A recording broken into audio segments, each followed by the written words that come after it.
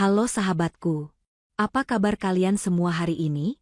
Semoga selalu sehat, bahagia, dan dijauhkan dari orang-orang yang sombong ya. Selamat datang kembali di channel Cerita Momo. Pernah nggak sih kalian berada di posisi diremehkan habis-habisan oleh mantan dan pasangan barunya?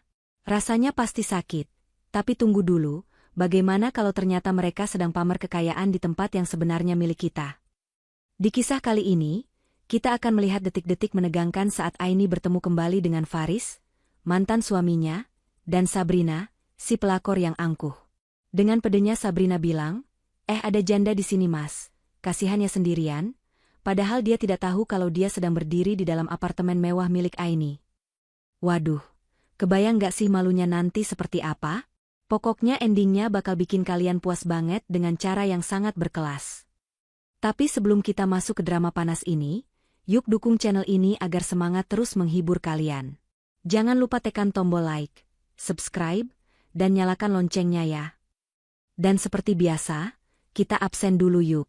Coba tulis di kolom komentar, nama panggilan kalian, asal kota, dan ketik, hadir.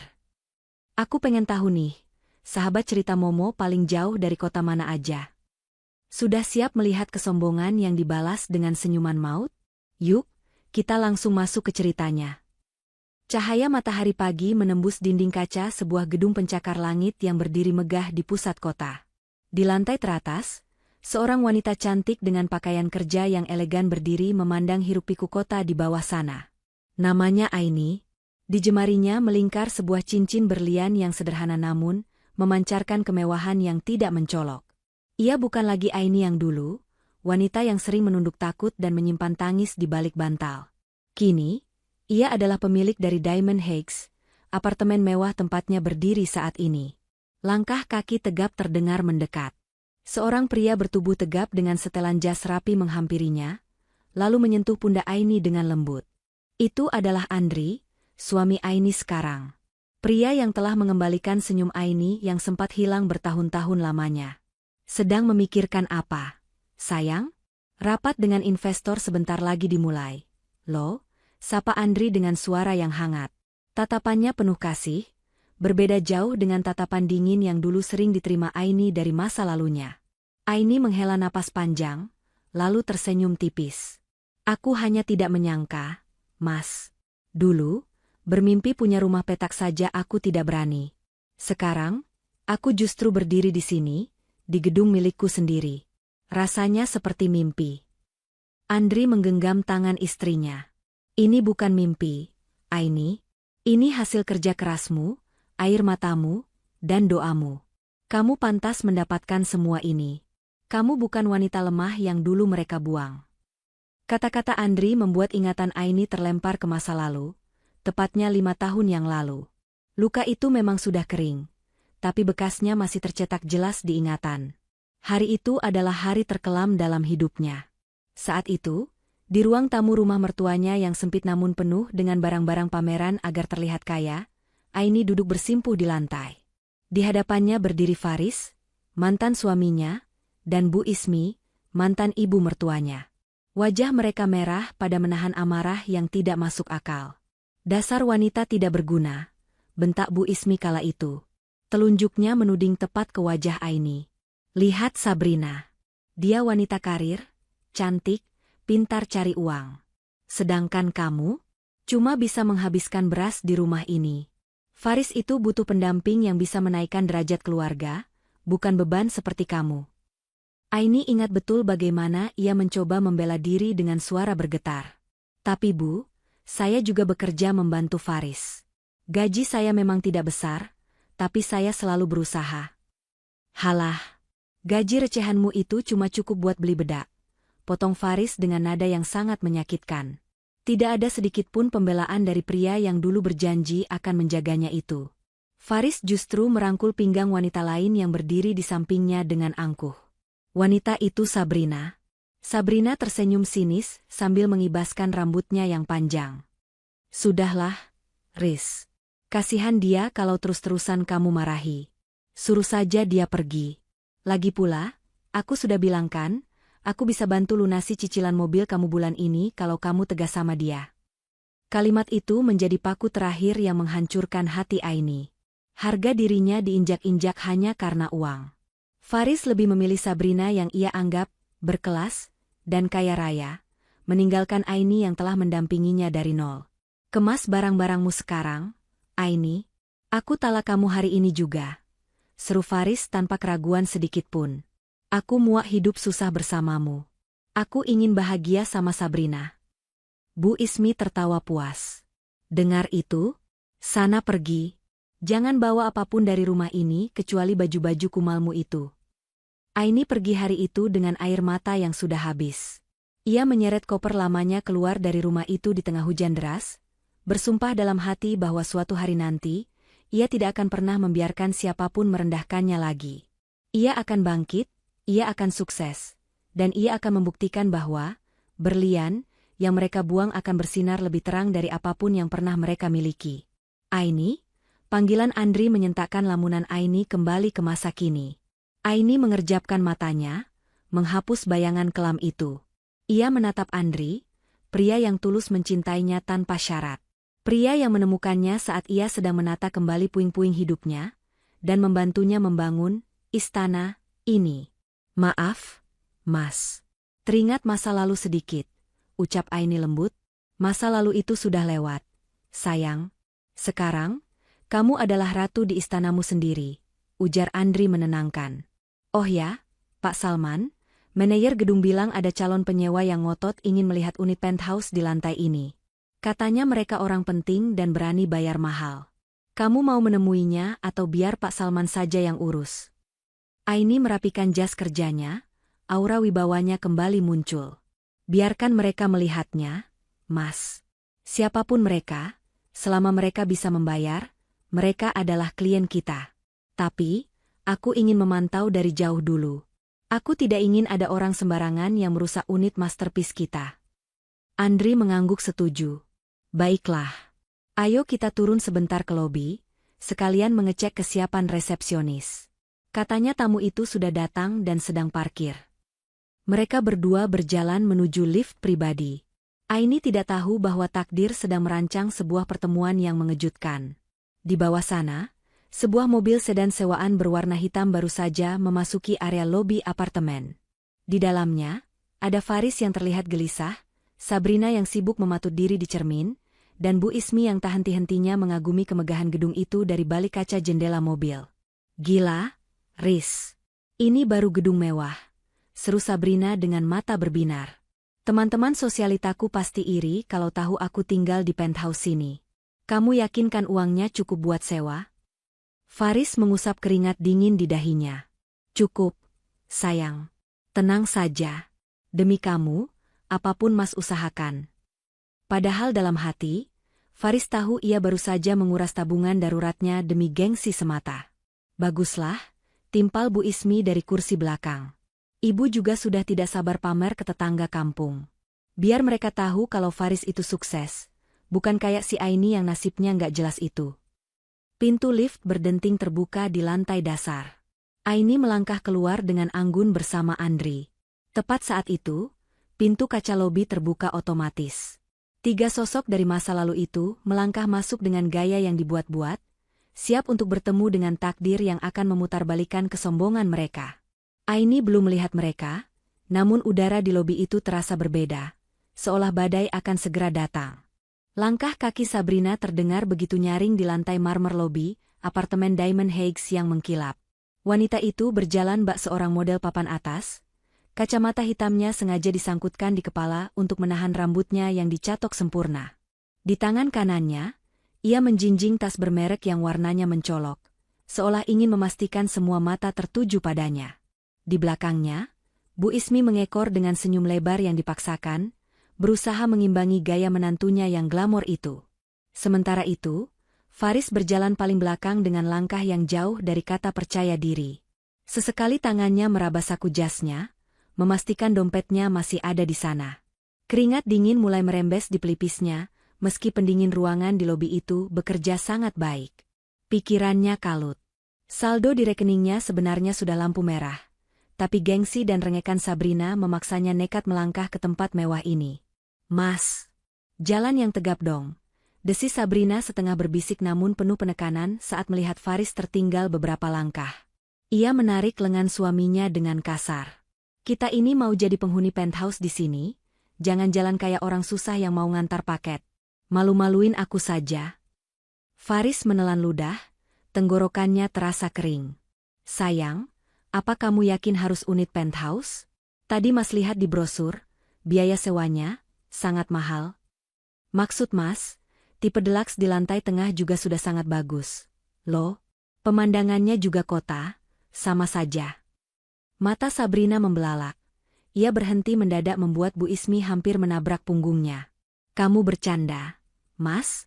Teman-teman arisanku itu suaminya pengusaha tambang, pejabat, bos ekspor-impor. Mereka semua tinggal di penthouse atau rumah kawasan elit. Masa aku, istri Faris si pengusaha muda, tinggal di kandang burung kelas deluxe? Mau ditaruh di mana muka aku kalau mereka main ke sini? Bu Ismi langsung menyambar, membela menantu kesayangannya. Betul kata Sabrina, Riz, kamu ini gimana sih? Istri cantik itu butuh fasilitas yang sepadan. Jangan samakan Sabrina dengan mantan istrimu yang dulu itu. Si Aini kan memang kampungan, dikasih kontrakan petak saja diam. Kalau Sabrina ini aset keluarga, harus diratukan. Kalau kamu pelit, nanti rezekimu seret. Loh? Faris menghela napas panjang, tidak berani membantah ibunya. Padahal dalam hatinya ia ingin berteriak bahwa rezekinya seret, justru karena menuruti gaya hidup mereka berdua. Bisnis percetakannya sedang lesu, banyak tagihan macet, dan ia baru saja meminjam uang dari aplikasi pinjaman online, hanya untuk membayar uang muka sewa apartemen ini, agar terlihat sukses di mata keluarga besar Sabrina. Iya, Bu, iya. Mas cuma saran saja, jawab Faris lemah. Mereka kembali berjalan menuju meja resepsionis yang terlihat sangat megah dengan latar belakang dinding granit hitam dan hiasan lampu kristal. Di sana, beberapa staf berseragam rapi menyambut tamu dengan ramah. Sabrina langsung meletakkan tasnya di atas meja resepsionis dengan sedikit dibanting pelan, menimbulkan bunyi, buk, yang menarik perhatian. Mbak, saya mau lihat unit penthouse yang paling atas. Katanya masih 01, kan? Suami saya mau sewa tahunan, cash kalau perlu, ujar Sabrina dengan nada tinggi yang sengaja dikeraskan agar orang-orang di sekitar lobi mendengarnya. Resepsionis itu tersenyum sopan, meski sedikit terkejut dengan gaya bicara Sabrina. Selamat pagi, Ibu. Selamat datang di Diamond Heights. Betul sekali, untuk unit Royal Penthouse di lantai teratas memang baru saja selesai renovasi total dan siap huni. Namun, untuk melihat unit tersebut, kami harus melakukan verifikasi data terlebih dahulu dan didampingi oleh agen senior kami. Verifikasi? Ribet banget sih. Kami ini orang kaya, bukan gelandangan yang mau numpang tidur. Sembur Bu Ismi tidak sabaran. Anak saya ini direktur, uangnya banyak. Tinggal gesek kartu saja kok repot. Faris buru-buru menyela sebelum ibunya membuat keributan lebih lanjut. Maaf, Mbak. Ibu saya memang tidak suka menunggu. Tolong diproses saja secepatnya. Atas nama Bapak Faris. Faris menyerahkan kartu identitasnya dengan tangan sedikit gemetar. Sambil menunggu resepsionis memproses data, Sabrina sibuk mengeluarkan ponsel pintarnya. Ia mulai melakukan siaran langsung di media sosialnya, mengarahkan kamera ke langit-langit lobi yang tinggi dan mewah. Halo guys. Lihat deh, aku lagi di apartemen baruku nih. Gila, mewah banget kan? Suamiku emang paling pengertian, dia nggak tega lihat aku tinggal di rumah biasa. Doain ya guys, semoga proses sewanya lancar. Nanti aku bakal house tour kalau kuncinya udah di tangan. Celoteh Sabrina ke arah kamera dengan gaya manja yang dibuat-buat. Faris hanya memandangi istrinya dengan tatapan kosong. Ia teringat dulu saat bersama Aini. Aini tidak pernah minta macam-macam. Aini bahkan rela menyisihkan uang belanja untuk ditabung demi modal usaha Faris. Dulu, Faris merasa Aini membosankan dan tidak bisa diajak gaul. Sekarang, saat ia terhimpit hutang demi gaya hidup Sabrina, bayangan kesederhanaan Aini justru menghantuinya sebagai sebuah penyesalan yang tak terucap. Oh ya, Mbak, tanya Sabrina tiba-tiba pada resepsionis, memotong lamunan Faris. Di sini tetangganya asik-asik kan? Maksud saya, levelnya setara sama kita? Saya males banget kalau tetangga sebelah unit nanti orangnya norak atau berisik. Resepsionis itu tersenyum penuh arti. Jangan khawatir, Ibu. Penghuni penthouse di sini sangat terpilih. Bahkan pemilik gedung ini juga sering menempati kantor pribadinya di lantai yang sama. Beliau orang yang sangat berkelas. Nah, gitu dong. Itu baru level kita, Bu, kata Sabrina bangga sambil menyenggol lengan Bu Ismi. Bisa-bisa nanti kita jadi teman akrab pemilik gedung ini. Siapa tahu bisa bisnis bareng sama Mas Faris. Bu Ismi mengangguk antusias. Iya, Nak. Itu namanya pergaulan tingkat tinggi. Beda jauh sama lingkungan si Aini dulu yang isinya cuma tukang sayur keliling. Mereka tertawa kecil, menertawakan masa lalu, tanpa menyadari bahwa pemilik gedung yang mereka bicarakan dengan penuh harap itu sebenarnya adalah sosok yang paling mereka benci dan hindari. Takdir seolah sedang menyiapkan panggung sandiwara terbesar untuk menelanjangi kepalsuan mereka sebentar lagi.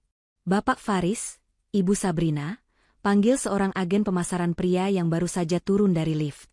Mari, saya antar untuk melihat unitnya. Saat mereka berbalik untuk mengikuti agen tersebut, di sudut lobi, pintu lift pribadi terbuka. Namun karena asyik mengobrol dan sibuk dengan ponsel, baik Sabrina maupun Faris tidak melihat siapa yang baru saja keluar dari sana. Jarak mereka hanya terpisah beberapa meter, namun jurang nasib di antara mereka sudah terbentang begitu lebar. Agen pemasaran bernama Dani memimpin rombongan kecil itu menuju lorong elevator yang dilapisi dinding marmer keemasan. Ia menjelaskan dengan antusias tentang fasilitas kolam renang Infinity dan pusat kebugaran pribadi yang hanya bisa diakses oleh penghuni lantai atas. Sabrina mengangguk-angguk sambil sesekali membenarkan letak kacamata hitamnya yang sebenarnya tidak perlu dipakai di dalam ruangan, sementara Bu Ismi sibuk menyentuh vas bunga raksasa di sudut lorong untuk memastikan keasliannya. Lift di sebelah kanan ini khusus untuk penghuni penthouse dan VIP, jadi privasinya sangat terjaga, jelas Dani sambil menekan tombol panggil lift. Tepat ketika pintu lift berdenting dan lampu indikator menyala, perhatian mereka teralihkan oleh dua sosok yang berdiri tidak jauh dari sana. Seorang wanita dengan gaun terusan berwarna krem polos tanpa motif mencolok, sedang berbicara serius dengan seorang pria di sampingnya. Wanita itu memegang sebuah tablet, sementara si pria sesekali mencatat sesuatu di ponselnya. Faris adalah orang pertama yang menyadari keberadaan mereka. Langkah kakinya mendadak mati. Wajahnya yang tadi pucat kini semakin kehilangan darah. Jantungnya berdegup kencang bukan karena jatuh cinta, melainkan karena rasa takut dan malu yang bercampur aduk. "Aini," gumam Faris tanpa sadar, suaranya tercekat di tenggorokan.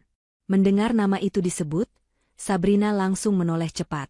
Matanya menyipit, memindai sosok wanita berbaju krem itu dari ujung rambut hingga ujung kaki. Sesaat kemudian, bibirnya melengkung membentuk senyuman meremehkan. "Ya ampun, dunia ini ternyata selebar daun keloria, Mas," seru Sabrina dengan suara cempreng yang memantul di lorong sepi itu. Ia sengaja melangkah mendekat, memotong jarak antara mereka dan Aini. Aini menghentikan pembicaraannya dengan Andri. Ia menoleh perlahan. Wajahnya tenang, tidak ada gura terkejut sedikitpun, seolah ia sedang melihat orang asing yang tersasar. Tatapan matanya teduh namun menusuk, berbeda jauh dengan tatapan Aini 5 tahun lalu yang selalu menunduk takut. "Wah, wah, wah, sedang apa kamu di sini?" Sabrina berkacak pinggang, menatap Aini dengan tatapan menilai yang kasar.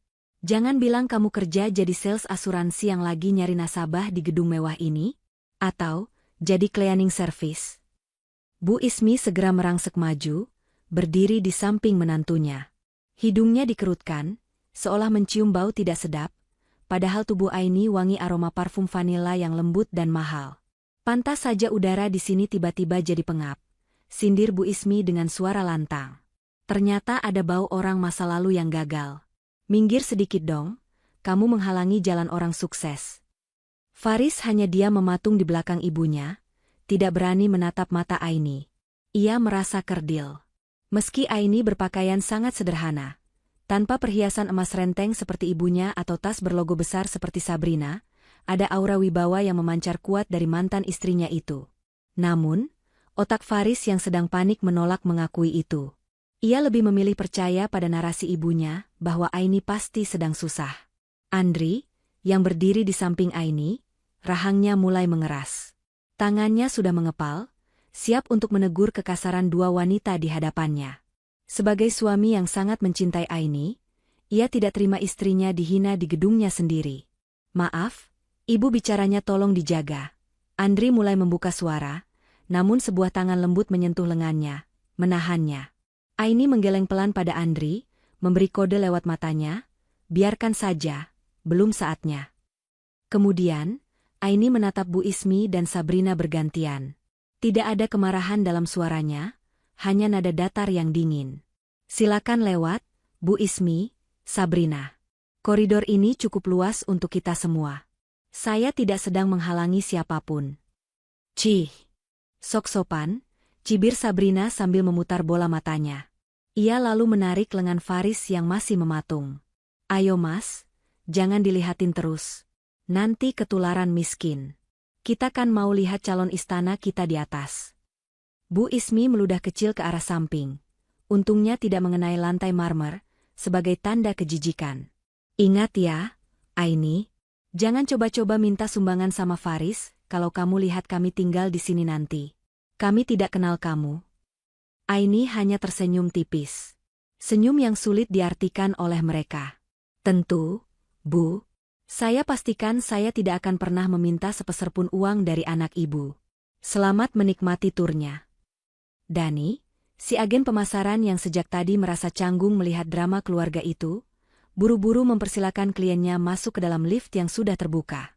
"Mari Pak, Bu, silakan masuk. Liftnya sudah siap." Rombongan Faris masuk ke dalam lift. Sebelum pintu tertutup rapat, Sabrina sempat melambaikan tangannya dengan gaya mengejek ke arah Aini, sementara Faris menunduk dalam-dalam, menghindari kontak mata terakhir dengan wanita yang pernah ia sia-siakan. Pintu lift tertutup. Angka digital di atasnya mulai bergerak naik. Sepeninggal mereka, keheningan kembali menyelimuti koridor lobi.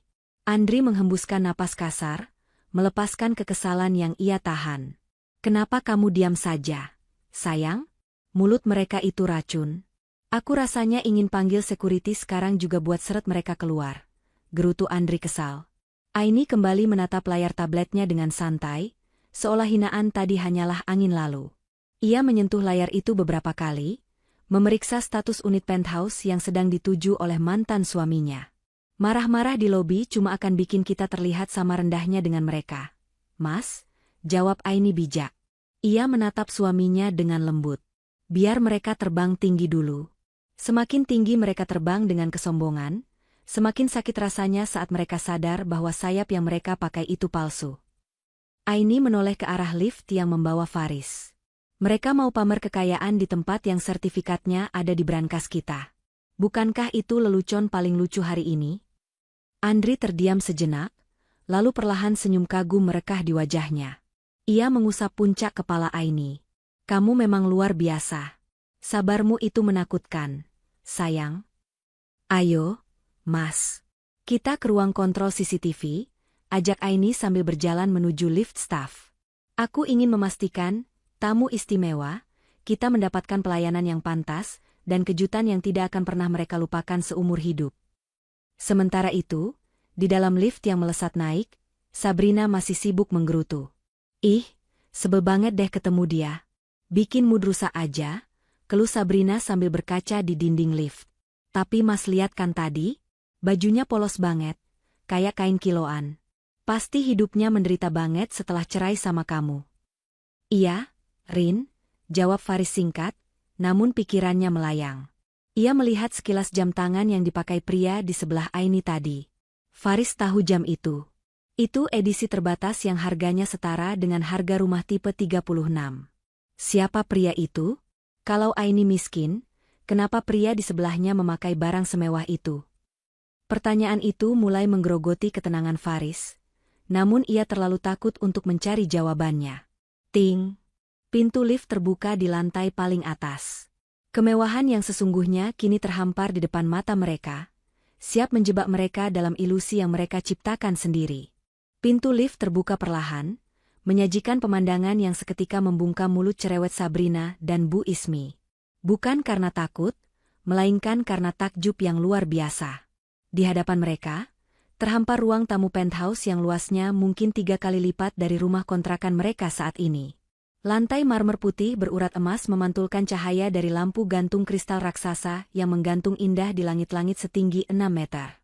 Dinding kaca raksasa membentang dari ujung ke ujung, menampilkan panorama kota metropolitan yang menakjubkan di bawah sana. Awan-awan tipis terlihat sejajar dengan pandangan mata, memberikan sensasi seolah mereka sedang berdiri di istana langit. Masya Allah! Desah Bu Ismi, matanya membelalak lebar seakan hendak melompat keluar. Tangannya gemetar saat menyentuh sofa kulit berwarna krem yang terlihat sangat empuk di tengah ruangan. Ini surga dunia, Nak. Sofa ini saja pasti harganya lebih mahal dari mobil tetangga kita. Sabrina tidak mau kalah. Ia langsung berlari kecil menuju jendela besar, merentangkan kedua tangannya seolah ingin memeluk seluruh kota. Gila, gila. Ini baru namanya hidup, Mas, teriaknya kegirangan.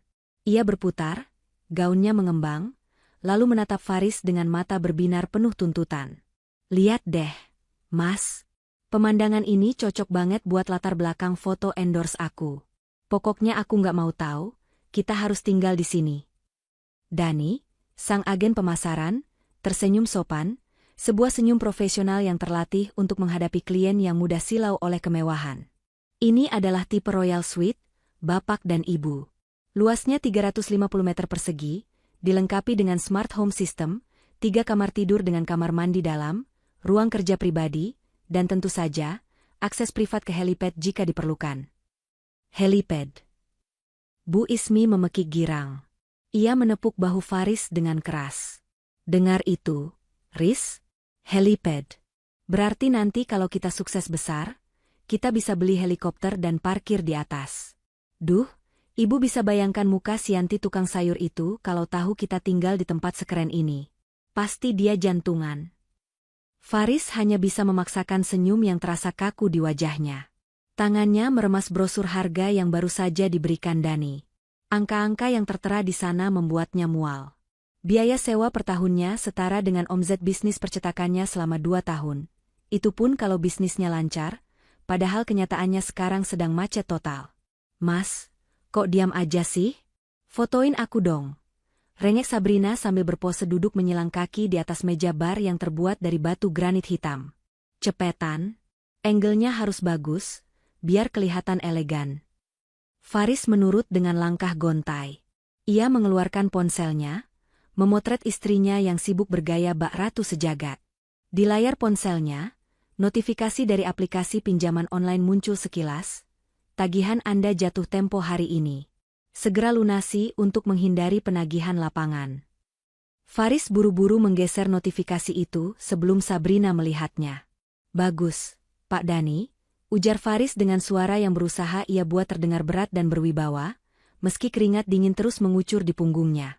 Tapi, apa tidak ada diskon khusus untuk pembayaran tunai? Maksud saya, kalau saya bayar langsung setahun di muka. Sabrina langsung mendelik, tidak suka mendengar kata diskon. Mas, jangan malu-maluin dong. Masa orang kaya minta diskon kayak beli cabai di pasar? Bayar aja kenapa sih? Kamu kan direktur. Dani mengangguk maklum.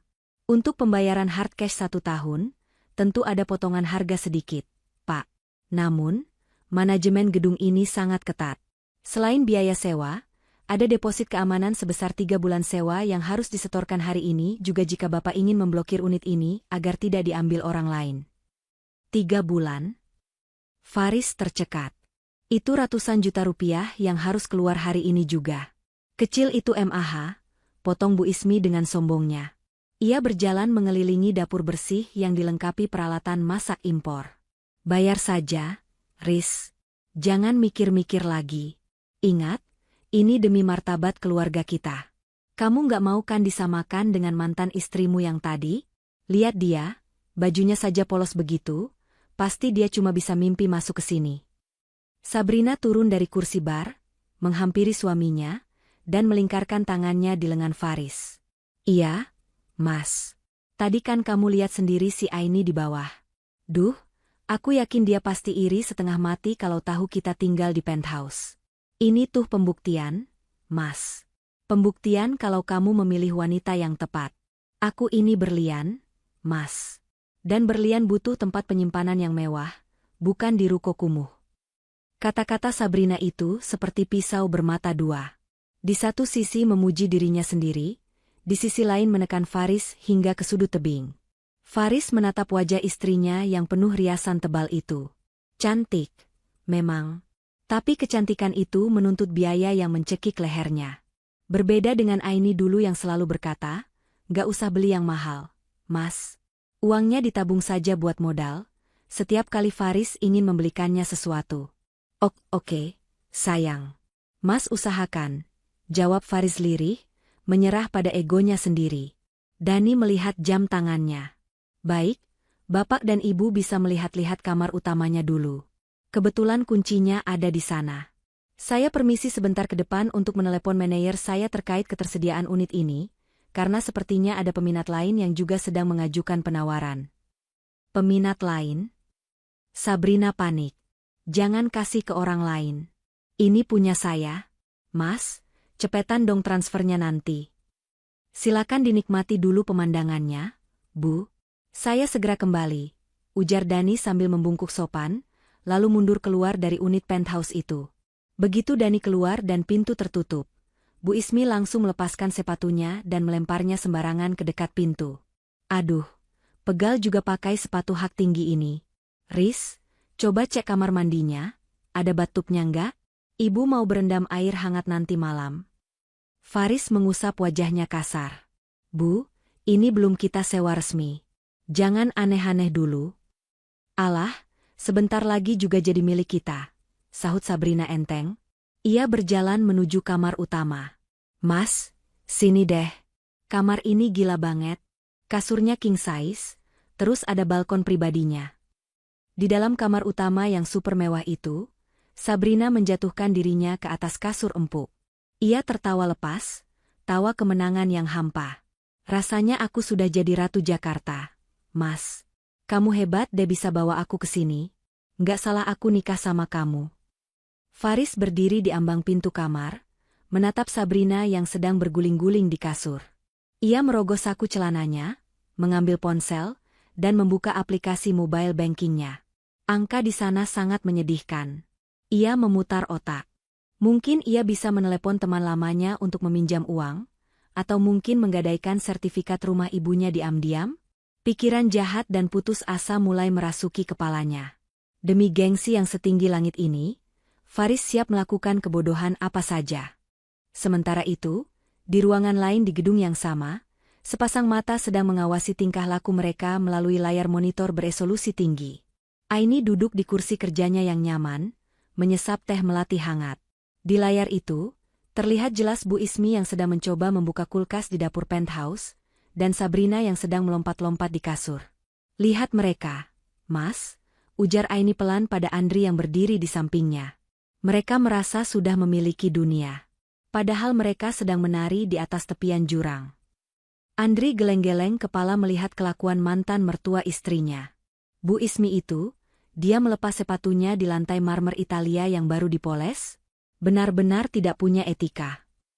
Biarkan saja, Aini tersenyum tipis, namun matanya menyiratkan ketegasan.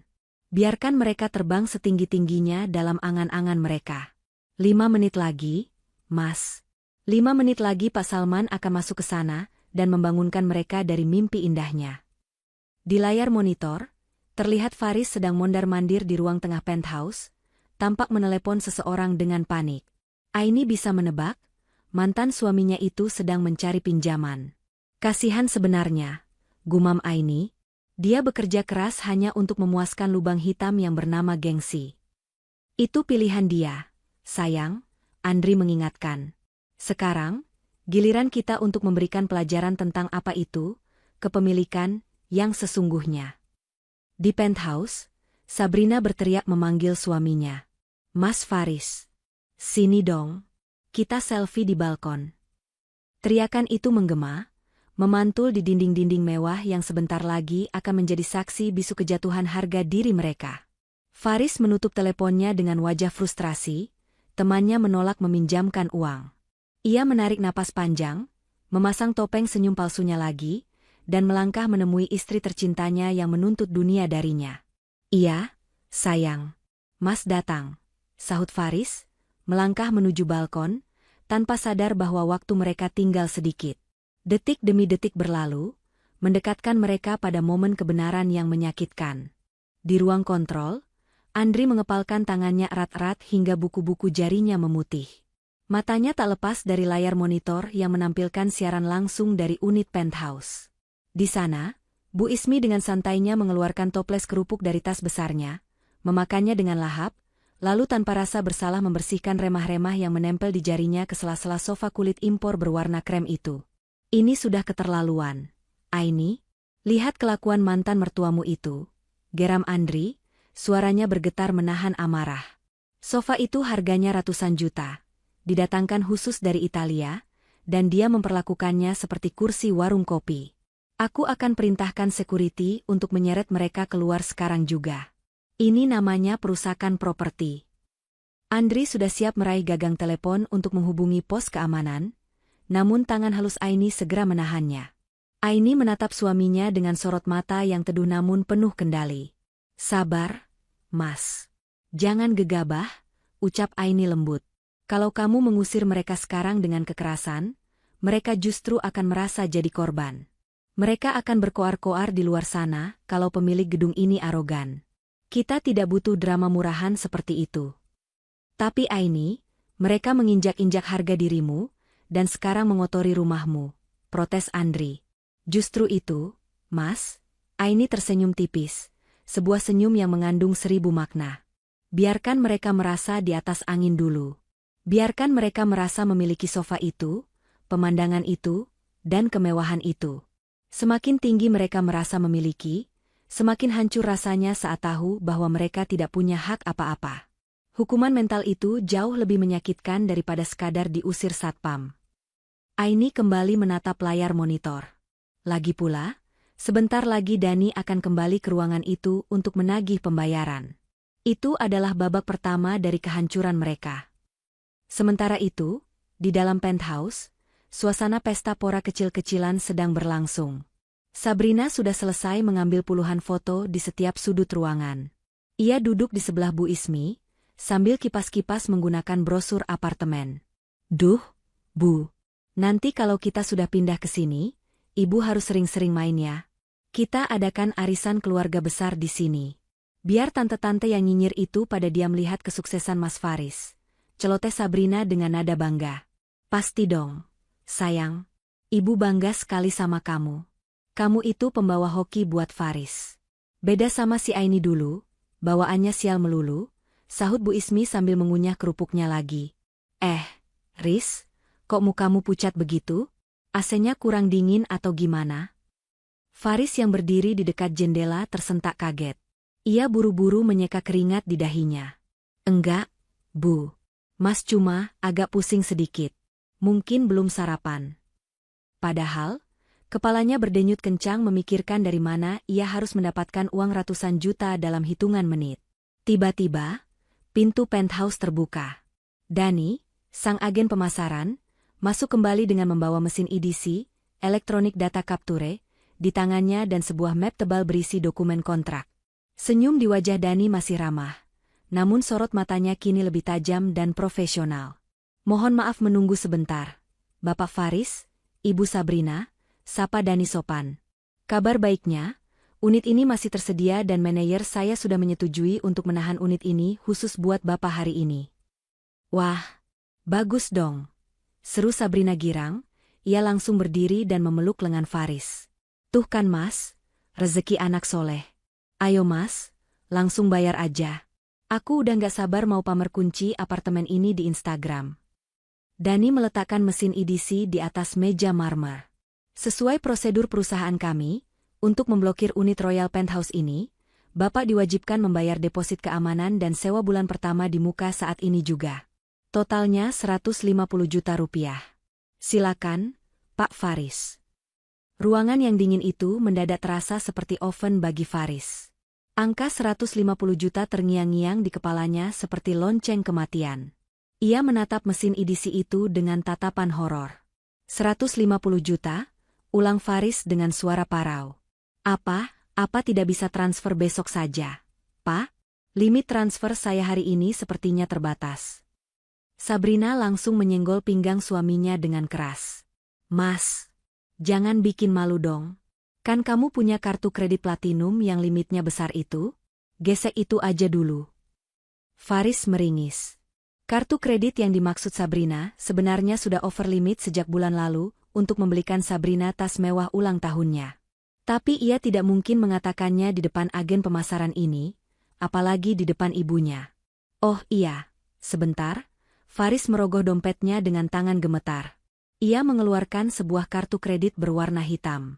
Dalam hati ia berdoa, berharap ada keajaiban sistem perbankan yang tiba-tiba error dan meloloskan transaksinya. Dani menerima kartu itu dan menggeseknya di mesin. Bip. Jari Dani menari di atas tombol angka, memasukkan nominal, lalu menyodorkan mesin itu ke hadapan Faris. Silakan PIN-nya, Pak. Faris menekan 6 digit angka dengan ragu-ragu. Detik-detik menunggu struk keluar terasa seperti berjam-jam. Tit, tit. Layar mesin edisi itu menyala merah. Keterangan singkat namun mematikan muncul di sana. Declinet. Maaf Pak, transaksinya ditolak. Ucap Dani datar. Sabrina mendengus kesal. Ih, kok ditolak sih? Mas, kamu salah masukin PIN kali karena gugup.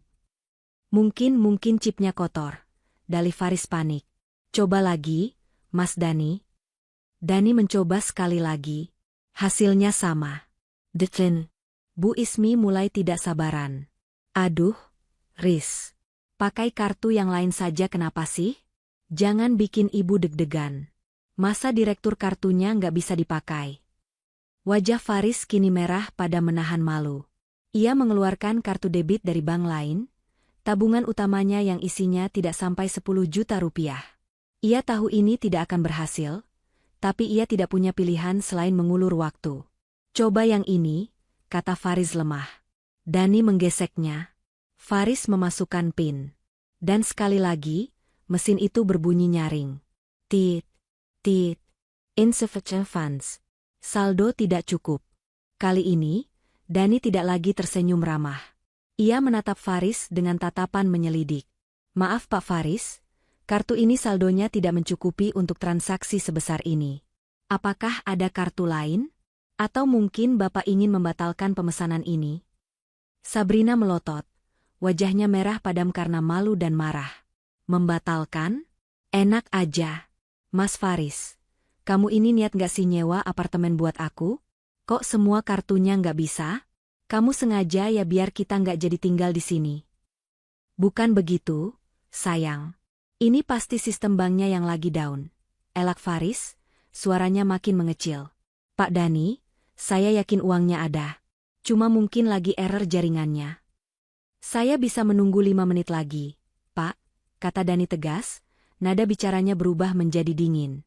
Tapi jika tidak ada pembayaran yang masuk, mohon maaf, kami harus meminta Bapak dan Ibu untuk meninggalkan unit ini, karena ada klien VVIP lain yang dijadwalkan akan meninjau lokasi sebentar lagi. Siapa klien VVIP itu? Tanya Bu Ismi ketus, merasa tersinggung. Memangnya kami bukan VIP? Anak saya ini orang kaya loh. Di ruang kontrol, Aini tersenyum puas melihat kepanikan di wajah Faris. Sekarang saatnya, Mas, ujar Aini pada Andri sambil bangkit dari kursinya. Dani sudah melakukan tugasnya dengan baik. Sekarang giliran pemilik gedung yang turun tangan untuk membereskan kekacauan ini. Andri mengangguk, merapikan jasnya. Ayo. Aku tidak sabar melihat wajah mereka saat tahu siapa, klien VVIP, sekaligus pemilik tempat ini. Aini dan Andri berjalan keluar dari ruang kontrol. Langkah mereka mantap menuju unit penthouse. Bukan untuk marah, bukan untuk berteriak, tapi untuk memberikan pelajaran tentang kerendahan hati yang akan menghancurkan kesombongan Faris dan keluarganya hingga ke akar-akarnya. Badai yang sesungguhnya baru saja akan dimulai. Suasana di dalam penthouse yang semula penuh dengan decak kagum dan angan-angan tinggi kini berubah menjadi neraka kecil bagi Faris. Bunyi, bip, dari mesin edisi yang menyatakan transaksinya gagal, seolah menjadi palu hakim yang menjatuhkan vonis mati atas harga dirinya. Keringat sebesar biji jagung mulai bercucuran deras di pelipisnya, membasahi kerah kemeja mahalnya yang kini terasa mencekik leher. "Mas, kamu jangan diam saja dong seperti patung," jerit Sabrina, suaranya melengking memecah keheningan tegang itu. Ia menghentakkan kakinya yang terbalut sepatu hak tinggi ke lantai marmer dengan kasar. "Malu-maluin banget sih. Masa kartu kredit direktur nggak ada isinya? Kamu sengaja ya mau mempermalukan aku di depan sales rendahan ini." Dani, sang agen pemasaran, menarik napas panjang mendengar sebutan sales rendahan itu. Namun, ia tetap mempertahankan senyum profesionalnya yang kini terasa sangat dingin. "Maaf, Ibu. Saya hanya menjalankan prosedur. Jika pembayarannya gagal, maka saya tidak bisa menahan unit ini lebih lama lagi." Bu Ismi yang tidak terima anak kebanggaannya di pojokan langsung maju, menuding wajah Dani dengan jari telunjuknya yang penuh cincin emas. Mas, jaga mulut kamu ya. Jangan sembarangan bilang kartu anak saya kosong. Itu pasti mesin kamu yang rusak. Atau jaringan internet di gedung ini yang jelek. Anak saya ini uangnya miliaran, cuma mungkin lagi nyangkut di deposito yang gak bisa diambil dadakan. Tahu apa kamu soal uang orang kaya? Faris buru-buru mengangguk, menyambar alasan ibunya yang tidak masuk akal itu sebagai sekoci penyelamat. Benar, Pak Dani. Sebagian besar dana saya ada di deposito berjangka dan saham luar negeri. Saya lupa memindahkan ke rekening giro hari ini. Begini saja, kasih saya waktu 1 jam. Saya akan telepon asisten keuangan saya untuk urus transfer manual. Dani menggeleng tegas. "Mohon maaf, Pak Faris. Waktu Bapak sudah habis. Sistem kami real time. Jika tidak ada dana masuk sekarang, unit otomatis terbuka untuk peminat lain." Dani lalu mengambil handi talkie, HT, di pinggangnya, bersiap memanggil security. "Dan seperti yang saya bilang tadi, ada tamu VVIP yang akan segera masuk. Mohon kerjasamanya untuk segera meninggalkan ruangan." Mendengar kata, meninggalkan ruangan, emosi Sabrina meledak. Ia merampas brosur apartemen dari atas meja, dan melemparkannya ke wajah Dani. Kertas tebal itu mengenai pipi Dani sebelum jatuh berserakan di lantai. "Kurang ajar kamu ngusir-ngusir aku," bentak Sabrina histeris. Wajah cantiknya kini terlihat menyeramkan karena amarah. "Kamu nggak tahu siapa suamiku? Kamu nggak tahu siapa aku? Aku bisa beli harga dirimu. Panggil manajermu sekarang. Aku mau komplain. Aku pastikan kamu dipecat hari ini juga karena berani menghina calon penghuni penthouse." Faris panik setengah mati. Ia berusaha menenangkan istrinya, menarik lengan Sabrina agar mundur. "Sayang, sudah, sayang. Jangan teriak-teriak. Kita bicara baik-baik. Lepas." Sabrina menepis tangan Faris kasar. "Kamu yang lembek, Mas. Istrimu dihina kok diam saja? Harusnya kamu tampar dia. Telepon teman-teman pejabatmu, Mas. Bilang kalau kita diperlakukan tidak sopan di sini." Keributan itu semakin menjadi-jadi. Bu Ismi ikut berteriak-teriak menuduh Dani telah menukar mesin EDC dengan mesin rusak untuk menipu mereka. Faris terjepit di antara dua wanita yang menuntut pembelaan, sementara dompetnya kosong melompong. Ia merasa dunia berputar. Bayangan Aini yang tenang dan penurut tiba-tiba melintas di benaknya, kontras sekali dengan kebrutalan Sabrina saat ini. Tepat saat Dani hendak menekan tombol panggil di HT-nya, pintu utama penthouse terbuka lebar. "Ada keributan apa ini?" Suara bariton yang berat dan penuh wibawa menggema di seluruh ruangan, seketika membungkam teriakan Sabrina dan omelan Bu Ismi. Seorang pria parubaya dengan setelan jas abu-abu rapi melangkah masuk. Wajahnya tegas, rambutnya disisir klimis ke belakang. Di dada kirinya tersemat name tag bertuliskan, "Salman, General Manager." Di belakangnya, dua orang security berbadan tegap berdiri siaga dengan tangan di belakang punggung. Dani segera membungkuk hormat, terlihat lega. "Selamat pagi, Pak Salman. Maaf atas kegaduhan ini. Klien ini, kartu pembayarannya ditolak berkali-kali, tapi mereka menolak untuk keluar dan justru melakukan kekerasan verbal." Pak Salman menatap tajam ke arah Faris, Sabrina, dan Bu Ismi bergantian. Tatapannya seperti pemindai X-ray yang bisa melihat langsung ke dalam isi dompet dan harga diri mereka yang keropos. Oh, jadi ini tamu yang membuat keributan di properti kami? Tanya Pak Salman dingin. Bukannya takut, Sabrina justru merasa mendapat angin segar. Ia mengira Pak Salman datang untuk membela mereka sebagai konsumen. Sabrina langsung memasang wajah memelas yang dibuat-buat, namun nadanya tetap angkuh. Nah, ini dia bosnya. Pak Manayer, tolong didik anak buah bapak ini ya. Adu Sabrina sambil menunjuk-nunjuk Dani. Masa kami diusir cuma gara-gara masalah teknis ban? Kami ini orang punya, Pak. Suami saya pengusaha sukses. Kami mau sewa unit ini setahun cash. Tapi pelayanan kalian sangat buruk. Saya kenal banyak orang hukum. Loh, saya bisa tuntut gedung ini. Bu Ismi ikut menimpali dengan gaya sok akrab. Betul itu, Pak. Harusnya Bapak kasih kami kompensasi. Minuman selamat datang saja tidak ada, malah ditagih-tagih terus kayak penagih hutang. Padahal anak saya, Faris, ini uangnya tidak berseri. Pak Salman tidak bergeming. Ia tidak tersenyum sedikit pun. Ia berjalan perlahan mendekati meja marmer, mengambil brosur yang tadi dilempar Sabrina ke wajah Dani, lalu membersihkannya dengan sapu tangan seolah brosur itu baru saja terkena kotoran menjijikan. Ibu dan Bapak. Suara Pak Salman rendah namun menekan.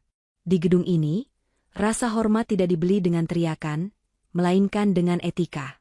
Sistem kami mencatat bahwa kartu Bapak Faris ditolak karena insufficient funds atau saldo tidak cukup.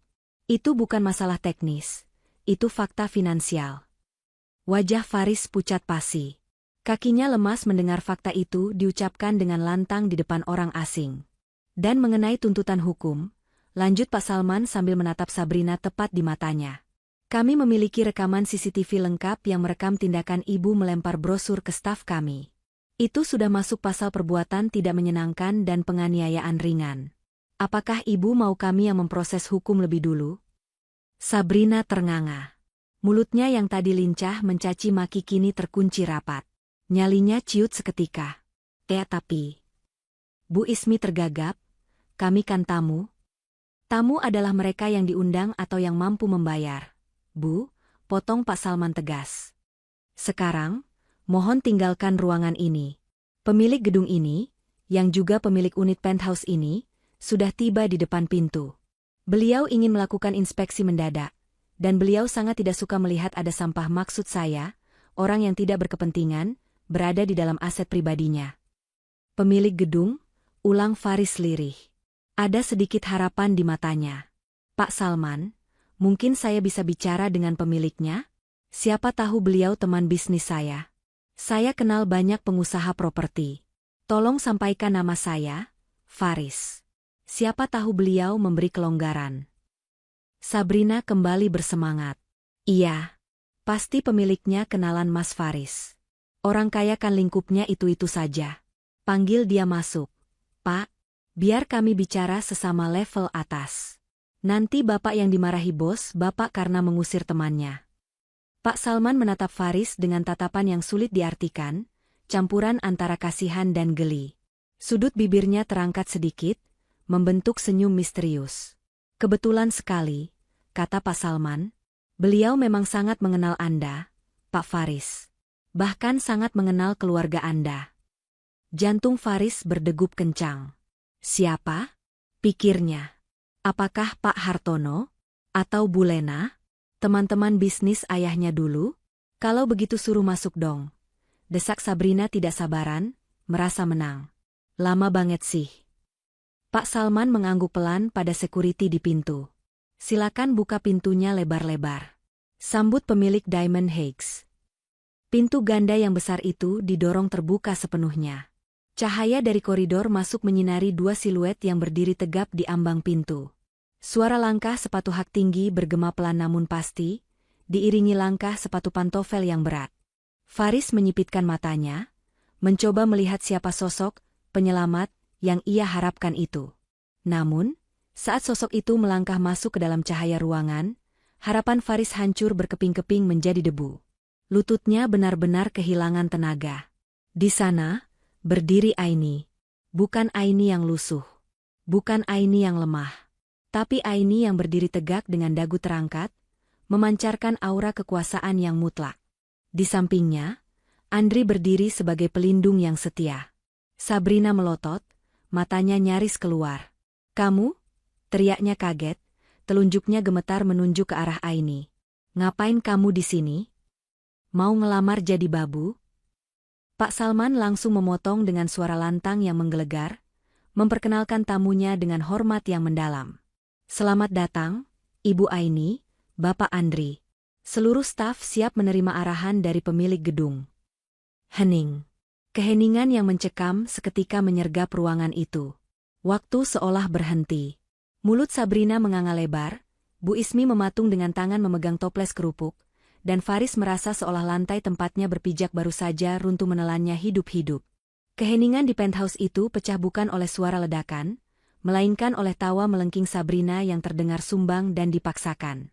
Wanita itu memegangi perutnya, tertawa terpingkal-pingkal hingga air matanya keluar, seolah baru saja mendengar lelucon paling konyol sedunia. Ia menunjuk wajah Pak Salman, lalu beralih menunjuk Aini dengan jari yang masih gemetar. Aduh, perutku sakit. Akting kalian juara banget deh," seru Sabrina di sela-sela tawanya yang hampa. Ia menatap Aini dengan tatapan mengejek. "Hei, janda miskin. Berapa kamu bayar bapak tua ini buat ngaku-ngaku jadi manajer, dan bilang kalau gedung ini punya kamu? 100.000? Atau nasi bungkus? Sumpah ya, usaha kamu buat kelihatan kaya di depan aku tuh menyedihkan banget." Bu Ismi yang tadi sempat syok, kini ikut tertular keyakinan buta Sabrina. Wajahnya yang tegang kembali rileks, digantikan oleh ekspresi mencemooh yang khas. Ia mengibaskan tangannya di depan muka. "Oalah, ibu kira beneran. Hampir saja ibu jantungan." Benar kata Sabrina, mana mungkin si Aini punya gedung segede ini. Beli beras saja dulu ngutang di warung, sok-sokan punya apartemen mewah. Aini sadar diri, nak. Jangan halusinasi." Namun, Faris tidak tertawa. Sama sekali tidak. Mata Faris terpaku pada cincin berlian di jari manis Aini, pada tas kerja kulit asli yang dipegang Andri, dan pada aura wibawa yang tidak bisa dipalsukan oleh siapapun. Faris mengenal Aini luar dalam. Ia tahu Aini tidak pandai berbohong. Dan yang lebih menakutkan bagi Faris, ia melihat ketundukan yang nyata dari Pak Salman dan Dani terhadap Aini. Itu bukan akting. Itu rasa hormat murni bawahan kepada atasan. "Sabrina, Bu, diamlah," bisik Faris parau, suaranya terdengar seperti orang yang tercekik. "Kenapa harus diam? Mas, kita bongkar saja kedok penipu ini." Sabrina malah makin menjadi. Ia melangkah maju, mendekati Aini dengan dagu terangkat angkuh. "Heh, Aini, ngapain kamu diam saja? Malu ya ketahuan bohongnya? Mending kamu ngaku deh. Kamu pasti cleaning service di sini kan yang nyuri kunci bosnya buat gaya-gayaan? Atau jangan-jangan kamu jadi simpanan om-om pemilik gedung ini?" Pak Salman hendak membentak Sabrina karena lancang, namun Aini mengangkat tangannya sedikit, memberi isyarat agar manajernya itu tetap tenang. Aini tidak mundur satu langkah pun. Ia menatap mata Sabrina lurus-lurus, tatapan yang begitu tenang namun menghunus tajam hingga ke ulu hati. Perlahan, Aini tersenyum. Bukan senyum ramah, melainkan senyum kasihan. "Teruskan, Sabrina," ucap Aini dengan nada suara yang rendah namun menggema jelas di ruangan sunyi itu. "Keluarkan semua isi kepalamu yang kotor itu. Semakin banyak kamu bicara, semakin kamu menunjukkan siapa sebenarnya yang rendahan di ruangan ini." Aini lalu mengalihkan pandangannya, tidak lagi menganggap Sabrina ada. Ia berjalan santai melewati Sabrina, menuju sofa tempat Bu Ismi tadi duduk dan makan kerupuk. Aini mengusap permukaan kulit sofa itu dengan ujung jarinya, lalu melihat remah-remah kerupuk yang berserakan di sana. "Pak Salman," panggil Aini tanpa menoleh. "Siap, Bu Aini," sahut Pak Salman sigap. "Sofa Chesterfield impor Italia ini sudah kotor terkena remah makanan murah," ujar Aini dingin. "Tolong dicatat, sofa ini harus segera diganti baru atau disumbangkan saja. Saya tidak suka ada barang di penthouse saya yang bekas diduduki oleh orang yang tidak tahu tata krama." Jeger. Kata-kata itu menghantam Bu Ismi telak di dada. Wajah wanita tua itu memerah padam karena malu dan marah. "Heh, mulutmu kurang ajar ya? Maksudmu aku ini kotor? Aku ini mantan mertuamu. Harusnya kamu cium tangan, bukan menghina." Mantan mertua? Aini berbalik perlahan, alisnya terangkat satu. Maaf, Bu Ismi. Ingatan saya mencatat bahwa 5 tahun lalu, ibu sendiri yang bilang kalau saya bukan siapa-siapa lagi dan haram menginjakan kaki di rumah ibu. Jadi, atas dasar apa saya harus menghormati tamu tak diundang yang mengotori properti saya? Sabrina yang merasa diabaikan kembali berteriak. Heh, jangan sok kuasa ya. Mana buktinya kalau ini gedung punya kamu? Mana? Paling cuma ngomong doang. Andri yang sejak tadi dia mendampingi istrinya, akhirnya membuka koper kecil yang dibawanya. Ia mengeluarkan sebuah dokumen tebal bersampul biru tua dengan lambang emas, lalu melemparkannya ke atas meja marmer di hadapan Faris. Brak! Bunyi jatuhnya dokumen itu membuat Faris tersentak kaget. Buka, Faris, perintah Andri tegas. Istrimu butuh bukti, kan? Bacakan untuk dia supaya dia bisa belajar membaca kenyataan. Tangan Faris gemetar hebat saat meraih dokumen itu. Keringat dingin membanjiri telapak tangannya. Ia membuka lembar pertama. Itu adalah sertifikat hak milik Satuan Rumah Susun, SHMSRS, atas nama Aini Zahra. Bukan hanya 1 unit, tapi terlampir juga akta kepemilikan PT yang mengelola seluruh gedung Diamond Heights. Mata Faris membelalak, napasnya tercekat. Huruf-huruf di kertas itu seolah menari-nari mengejek kebodohannya. Bagaimana mungkin? Desis Faris lirih, lututnya lemas seketika. Ia merosot duduk di lantai, tidak kuat menopang tubuhnya sendiri. Sabrina merampas dokumen itu dari tangan suaminya. Apa sih, Mas? Kok malah lemes? Ia membaca tulisan di sana. Matanya membulat sempurna. Ia membolak-balik halaman itu, mencari celah, mencari tanda palsu, tapi semuanya asli. Ada cap notaris, ada tanda tangan pejabat, dan nama Aini tertulis jelas di sana sebagai komisaris utama. Ini palsu kan? Kamu malsuin surat tanah kan? Tuduh Sabrina histeris, namun suaranya mulai terdengar putus asa. Nggak mungkin orang miskin kayak kamu bisa punya semua ini. Mas Faris aja yang kerja banting tulang nggak bisa beli, masa kamu bisa? Aini melangkah mendekati mereka bertiga yang kini tampak menyedihkan. Langkah kakinya terdengar anggun namun mengintimidasi. Dunia berputar, Sabrina. Faris, ucap Aini lembut namun menusuk. Dulu, kalian membuang saya seperti sampah karena saya tidak punya harta. Kalian bilang saya beban. Kalian bilang saya tidak selevel. Aini merentangkan tangannya, memperlihatkan kemewahan penthouse di sekelilingnya.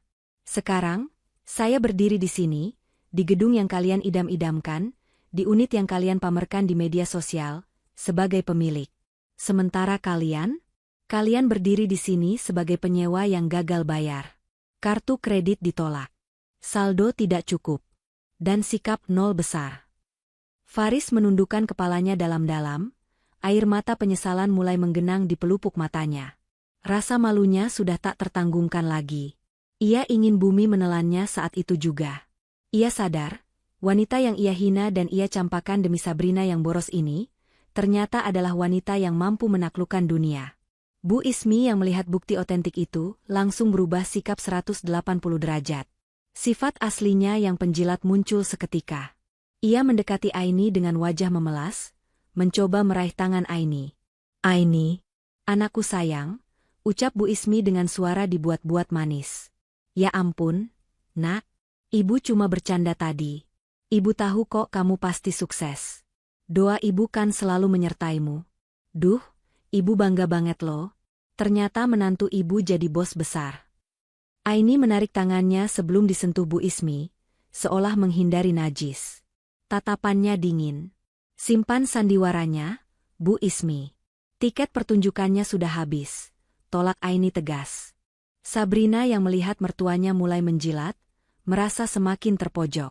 Egonya yang tinggi membuatnya tidak mau kalah. Ia melempar sertifikat itu ke lantai. Alah, paling juga hasil pesugihan. Atau uang haram, teriak Sabrina membabi buta.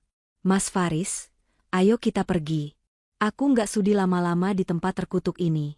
Udaranya bau kemiskinan mental. Tunggu, cegah Andri saat Faris hendak berdiri dengan susah payah. Andri menatap Faris tajam. Kalian boleh pergi, tapi setelah kalian menyelesaikan satu urusan. Urusan apa lagi? Sentak Sabrina. Kalian sudah masuk ke properti pribadi, membuat keributan, mengotori fasilitas, dan melakukan kekerasan verbal pada staf saya. Jelas Andri tenang. Pak Salman, tolong hitung kerugian material dan imaterial yang mereka sebabkan hari ini. Termasuk biaya pembersihan sofa dan biaya konsultasi psikologis untuk Dani yang tadi dilempar brosur. Pak Salman mengangguk cepat. Siap, Pak Andri. Estimasi dendanya sekitar 5 juta rupiah. Apa? Pekik Bu Ismi. 5 juta? Kalian mau ngerampok? Kami cuma duduk sebentar. Bayar? Atau kami panggil polisi atas tuduhan perbuatan tidak menyenangkan dan pengerusakan? Ancam Andri dingin. Pilih mana? Keluar baik-baik setelah bayar denda, atau keluar diseret polisi dan masuk berita sebagai keluarga viral yang mengamuk di apartemen mewah karena tak mampu bayar? Ancaman, masuk berita, dan polisi membuat nyali Sabrina ciut seketika. Dia seorang gila hormat yang sangat menjaga citra di media sosial. Kalau sampai dia viral karena diusir polisi, tamatlah riwayat sosialitanya. Mas bayar, Mas. Rengek Sabrina panik, sambil mengguncang bahu Faris yang masih lemas. Jangan sampai ada polisi. Malu, Mas. Faris menatap istrinya dengan tatapan kosong. Uang dari mana? Rin? Kartuku kosong. Di momen itulah, di depan mantan istri yang pernah ia rendahkan, Faris merasakan titik terendah dalam hidupnya sebagai seorang laki-laki. Ia tidak mampu melindungi, tidak mampu membayar, dan tidak memiliki harga diri lagi yang tersisa. Aini melihat pemandangan itu tanpa rasa puas yang berlebihan, hanya sebuah pemahaman mendalam bahwa karma tidak perlu dicari, ia akan datang sendiri mencari alamatnya. Suasana di penthouse mewah itu kini terasa lebih dingin dan mencekam daripada kamar mayat. Pengakuan Faris bahwa kartunya kosong dan ia tidak memiliki uang sepeser pun untuk membayar denda 5 juta rupiah, menggantung di udara seperti awan hitam pekat. Kok kosong? Ulang Sabrina dengan suara bergetar. Wajahnya yang tadi merah karena marah, kini memucat. Ia menatap suaminya dengan tatapan tidak percaya. Maksud kamu apa, Mas? Jangan bercanda di saat genting kayak gini. Kamu kan direktur? Kamu punya mobil, punya usaha. Masa uang 5 juta aja nggak ada? Faris menunduk semakin dalam, bahunya merosot seolah memikul beban dunia. Ia tidak berani menatap mata istrinya, apalagi menatap Aini yang berdiri tenang di hadapannya.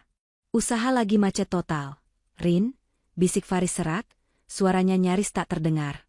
Mobil itu sudah Mas gadai bulan lalu buat beliin kamu tas Hermes palsu yang kamu minta.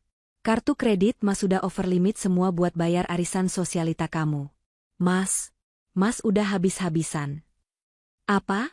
Pekik Sabrina dan Bu Ismi bersamaan. Sabrina langsung menyambar tas tangannya, mengaduk-aduk isinya dengan panik, lalu mengeluarkan ponsel Faris yang ada di sana. Dengan kasar, ia memaksa Faris membuka kunci layarnya. Buka. Aku mau lihat mobile banking kamu sekarang, bentak Sabrina histeris. Faris pasrah. Dengan jari gemetar, ia membuka aplikasi bank di ponselnya. Sabrina merampas ponsel itu, matanya membelalak menatap layar. Angka yang tertera di sana bukan miliaran, bukan ratusan juta, bahkan bukan jutaan. Saldo, 150.000 rupiah. Dan di bawahnya, ada notifikasi tagihan pinjaman online yang jatuh tempo hari ini sebesar 20 juta rupiah. Bohong. Desis Sabrina. Tangannya lemas. Ponsel mahal itu terjatuh dari genggamannya, menghantam lantai marmer dengan bunyi, trak, yang nyaring. Layarnya retak, seretak hati Sabrina saat itu. Kamu nipu aku selama ini? Kamu bilang kamu kaya. Kamu bilang kamu pengusaha sukses. Ternyata kamu cuma tong kosong. Bu Ismi yang melihat situasi itu langsung histeris. Ia mengguncang tubuh Faris. Riz, bilang kalau ini nggak benar. Masa kamu bangkrut gara-gara nurutin dia? Uang tabungan ibu yang kamu pinjam buat modal itu mana? Jangan bilang habis juga. Faris hanya bisa menangis tanpa suara. Air mata seorang laki-laki yang harga dirinya sudah hancur lebur di depan wanita yang ia sia-siakan, Aini, dan wanita yang ia agung-agungkan, Sabrina. Maaf, Bu. Maaf, Rin.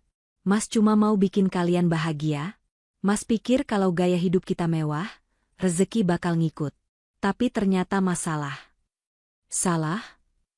Kamu bukan salah. Kamu gila? Teriak Sabrina kalap. Ia memukuli dada Faris dengan tas tangannya. Dasar penipu. Laki-laki nggak guna. Tahu gini aku nggak sudi nikah sama kamu. Nyesel aku. Nyesel. Pemandangan di depan mata itu sungguh ironis.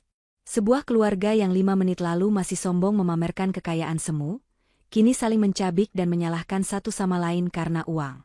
Aini menyaksikan drama kehancuran itu dengan tatapan datar. Tidak ada rasa senang di hatinya, yang ada hanyalah rasa iba yang mendalam. Ternyata, selama ini Faris dan keluarganya hidup dalam neraka yang mereka ciptakan sendiri, neraka gengsi. Cukup, suara Aini memotong keributan itu. Tenang, namun penuh kuasa.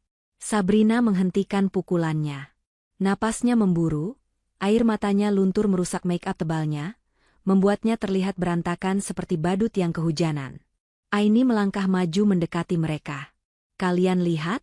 Uang 5 juta yang bagi saya hanya recehan, ternyata mampu menghancurkan keharmonisan keluarga kalian dalam hitungan detik. Menyedihkan. Aini menoleh ke arah Andri. Mas, tarik tuntutan dendanya. Andri mengerutkan kening. Tapi Aini, mereka sudah. Tarik saja. Potong Aini lembut namun tegas. Meminta uang pada orang yang bahkan tidak punya uang untuk makan besok, itu sama saja memeras pengemis. Aku tidak mau uang mereka. Uang mereka tidak berkah. Kata-kata, memeras pengemis, itu menampar wajah Faris lebih keras daripada pukulan fisik manapun. Ia merasa dikuliti hidup-hidup. Mantan istrinya, yang dulu ia hina miskin, kini mengasihaninya dan menganggapnya tak lebih dari seorang pengemis. Aini kembali menatap Faris. Simpan sisa uang 150.000 di rekeningmu itu, Faris. Pakai untuk naik taksi pulang. Karena saya yakin, mobil sewaan kalian di bawah pasti belum dibayar lunas. Kan? Faris mengangguk kaku, wajahnya merah pada menahan malu yang tak terperi. Saya bebaskan kalian dari denda 5 juta. Lanjut Aini, suaranya terdengar agung di ruangan yang luas itu. Tapi, ada satu syarat. Bu Ismi yang tadi menangis, langsung mendongak. Ada harapan di matanya. Syarat? Syarat apa? Aini? Asal jangan bayar uang. Ibu mau? Ibu mau. Aini tersenyum tipis. Senyum yang membuat bulu kuduk Sabrina merinding.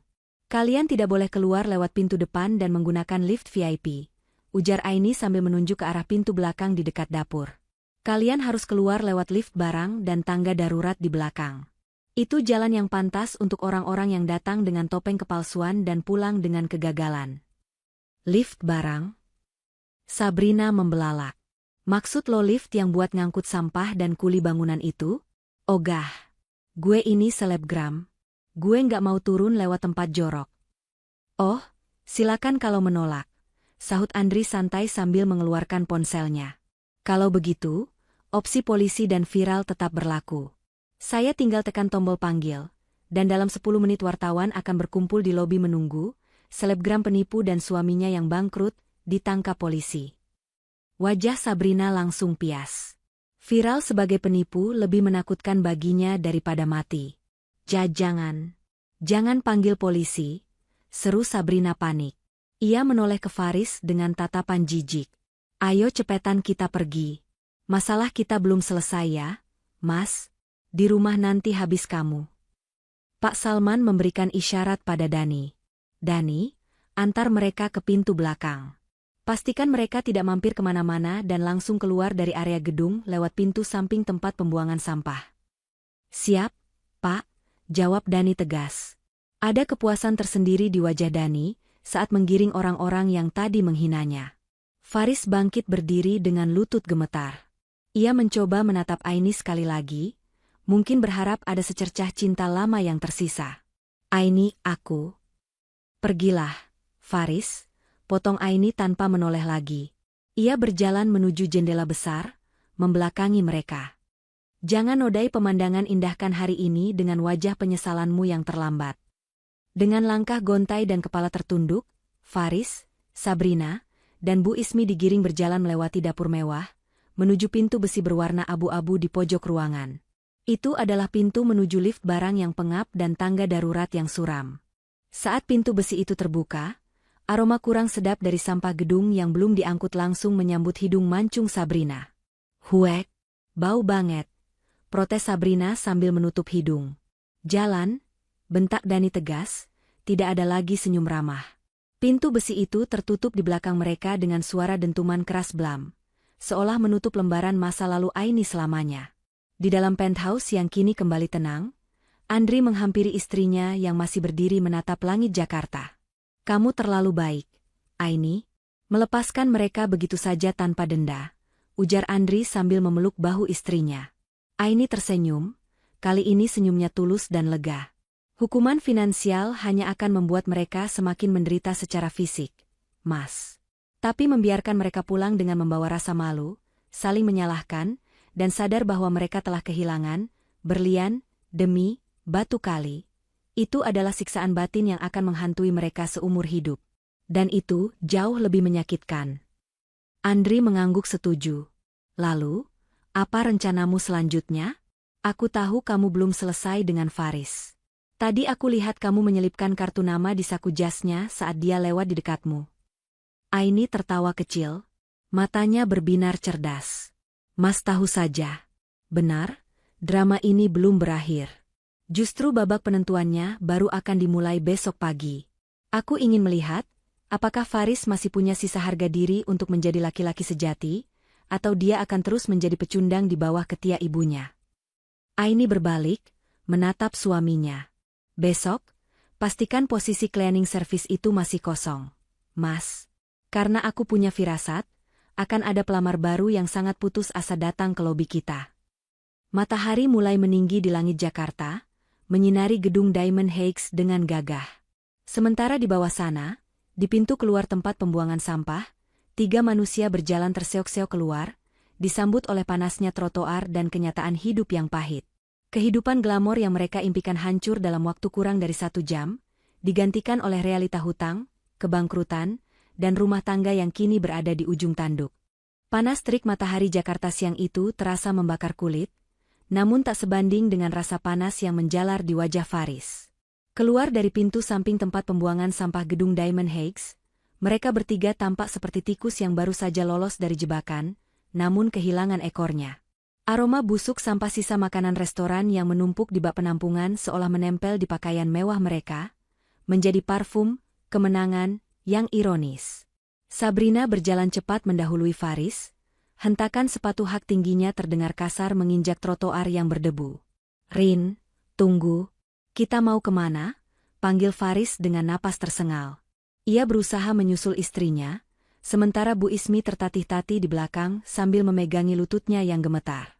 Sabrina berbalik mendadak, matanya nyalang penuh kebencian. "Kita? Nggak ada kita lagi, Mas. Kamu urus saja ibumu dan hidupmu yang penuh tipu daya itu. Aku mau pulang ke rumah orang tuaku." Tapi Rin, kita bicarakan dulu di rumah.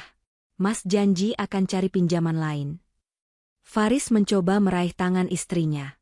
"Jangan sentuh aku," tepis Sabrina kasar. "Cari pinjaman? Kemana lagi, Mas? Semua temanmu sudah memblokir nomormu. Mobil sewaan tadi? Itu pasti sudah diderek pemilik rental karena kamu belum bayar, kan? Kamu mau kita pulang naik apa? Jalan kaki? Mikir, Mas, mikir." Sebuah taksi biru melintas pelan. Sabrina langsung melambaikan tangan, menghentikannya. Tanpa menoleh lagi pada suami yang telah bangkrut itu, ia masuk ke dalam taksi dan membanting pintu. Taksi itu melaju pergi, membawa serta mimpi-mimpi Faris tentang istri cantik dan kehidupan sosialita, meninggalkan debu jalanan yang menyesakkan dada. "Sabrina, tunggu!"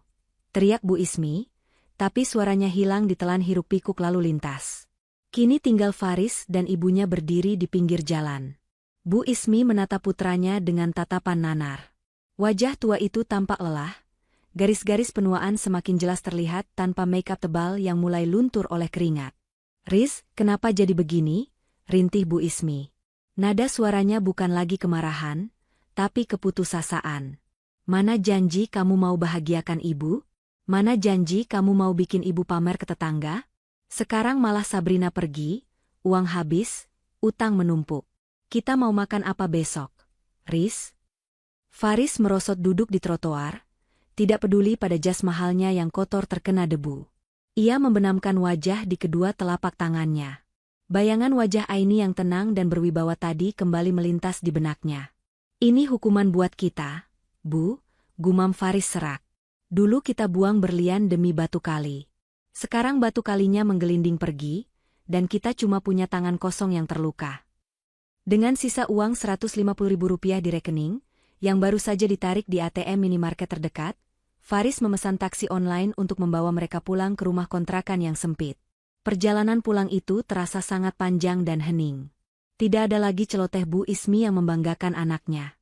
Yang ada hanya suara isak tangis tertahan dari wanita tua yang sadar bahwa masa tuanya terancam suram. Sesampainya di rumah, suasana semakin mencekam. Pintu rumah terbuka sedikit. Faris masuk dengan was-was.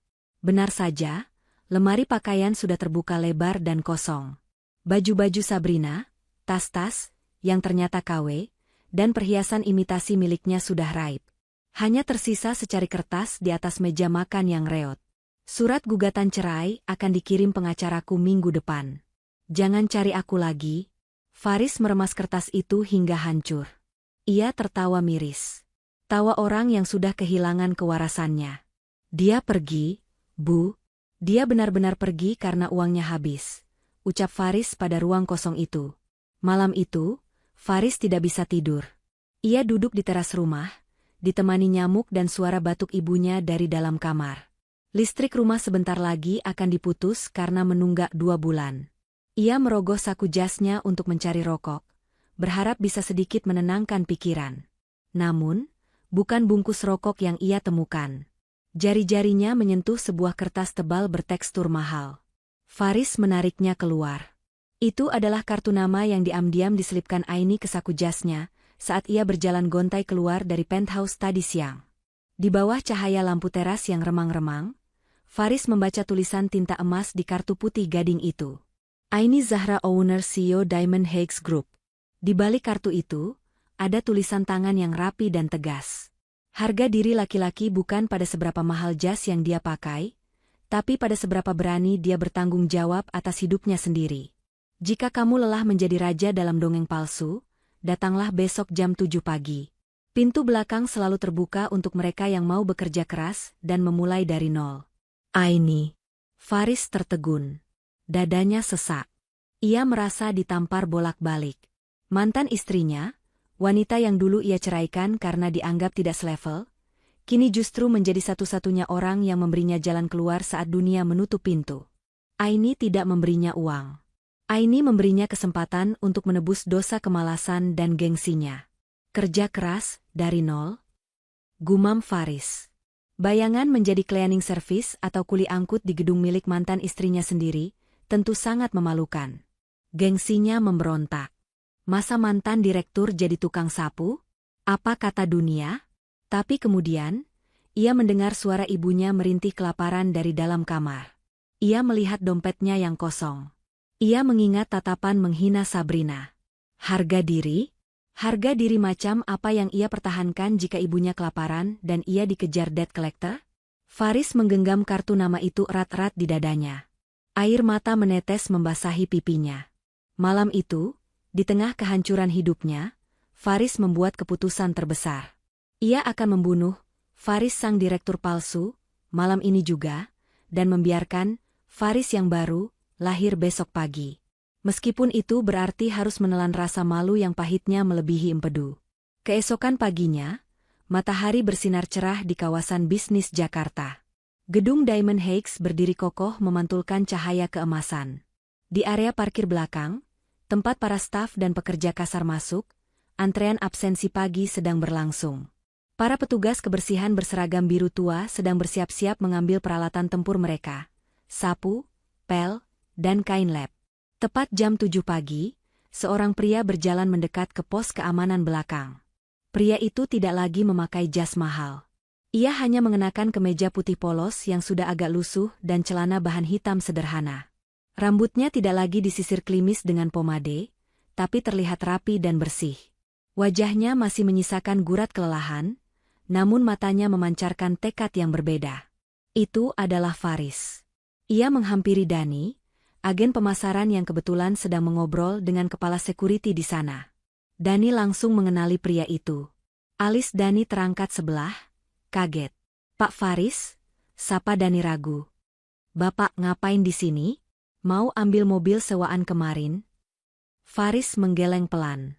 Ia menarik napas panjang, membuang sisa-sisa egonya ke tempat sampah imajiner. Dengan tangan yang sedikit gemetar namun mantap, ia menyodorkan kartu nama Aini kepada Dani.